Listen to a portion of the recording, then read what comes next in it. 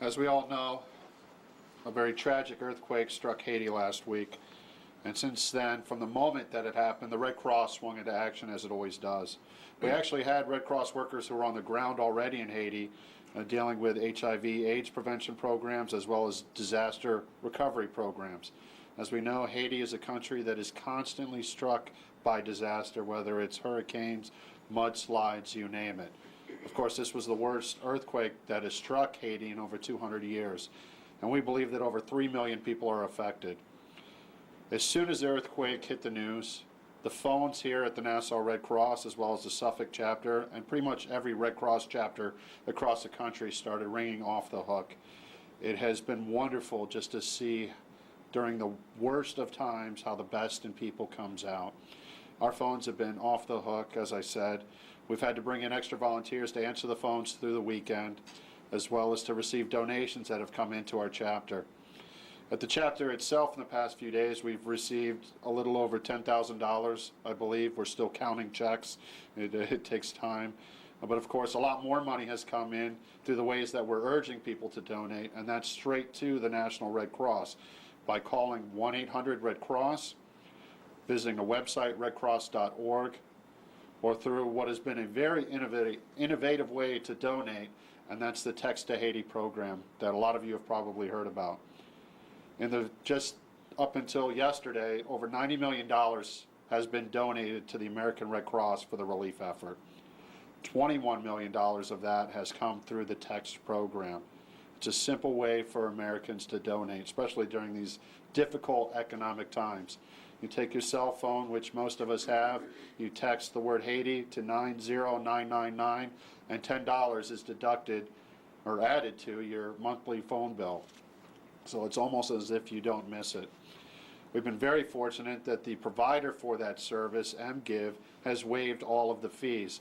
So the full $10 is going to the Red Cross. Now, of course, at any time that there's a major disaster like this, people are worried about where their money is going, and they want to make sure that their money is being spent properly. We'd like to assure the American public that we are doing just that. The American Red Cross prides itself on the fact that 91 cents of every dollar given to the Red Cross goes toward the services we provide. Many charities cannot claim such a rate of return. But of course the work, 90 million so far, there's a lot more to do. The money that's going into Haiti right now is providing for the immediate needs. As we know, power is out, water is in short supply, medical supplies are in short supply. This weekend, the American Red Cross, working with its sister Red Cross societies from nations all throughout the world, are on the ground. There are more than 400 workers from the American Red Cross and our sister societies in country right now, helping out the thousands of Haitian Red Cross workers who, of course, were already there. Over the course of this weekend, many supplies were able to get in. As has been reported in the news, it's been difficult to get the supplies into Haiti. Our own relief flights were diverted to Our own relief flights were diverted from Port-au-Prince to Santo Domingo in the Dominican Republic. From there, a land bridge was created and trucks were driven, a nice long 11-hour drive, but they got there this weekend full of relief supplies, including a mobile field hospital that has been set up and is able to serve over 200 people a day. And more hospitals are on the way, and more supplies are on their way in today as we speak. As I said, this is going to be a long process, and we need people to really understand that we're doing everything we can. But once the cameras stop rolling and this becomes a back page story and then becomes every now and then we hear about Haiti's story, the recovery effort's going to be going on. The American Red Cross plans to be in Haiti for a very long time. Very similar to when the tsunami struck Indonesia in 2004. Relief came in, people talked about it for a long time, but we were there long after. We still have Red Cross who are in the area helping rebuild the infrastructure. We're very proud of that, and we plan to do the same thing in Haiti. At this time, are there any questions?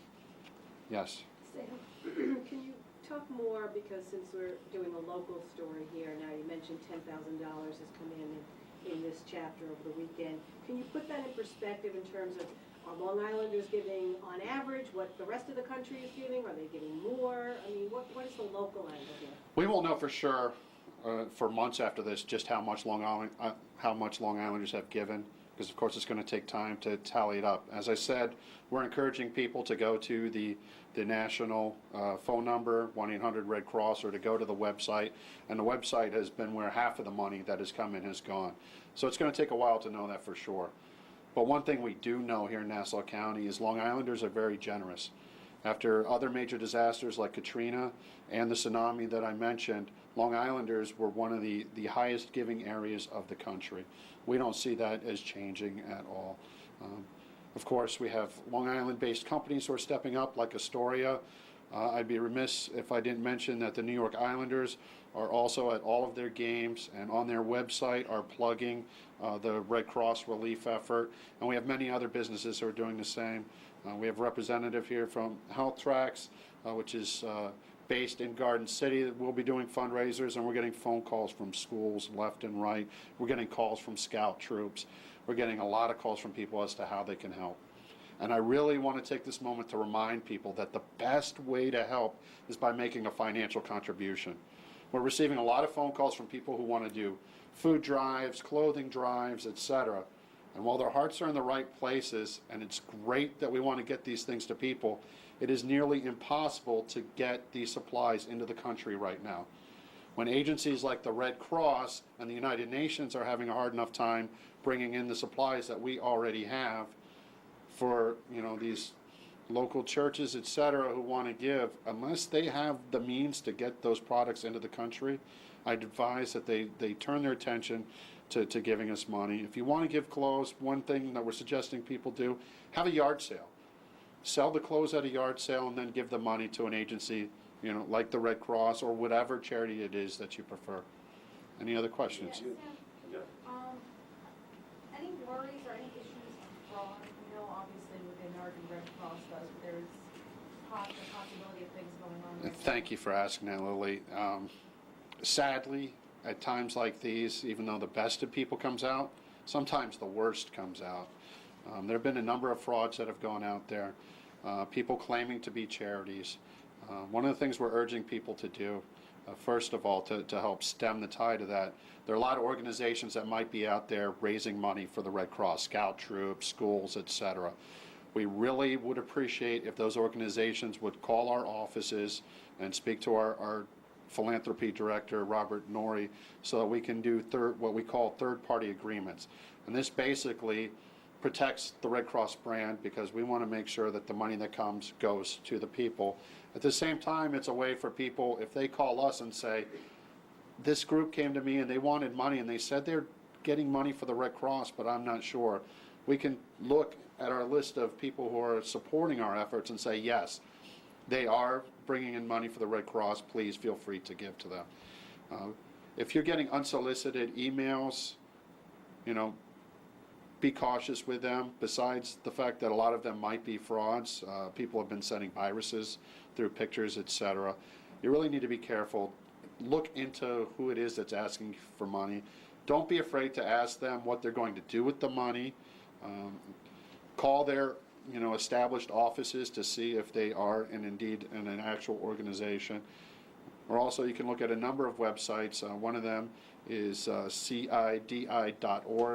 That's the Center for International Disaster Information. And through that website, there are a list of charities who are reputable charities that you can give your money to. Of course, we would like money to come through our efforts, but this is a global effort. This is really going to take not only the Red Cross, the UN, AmeriCares, Doctor Without Borders. This is going to take many organizations. Sam,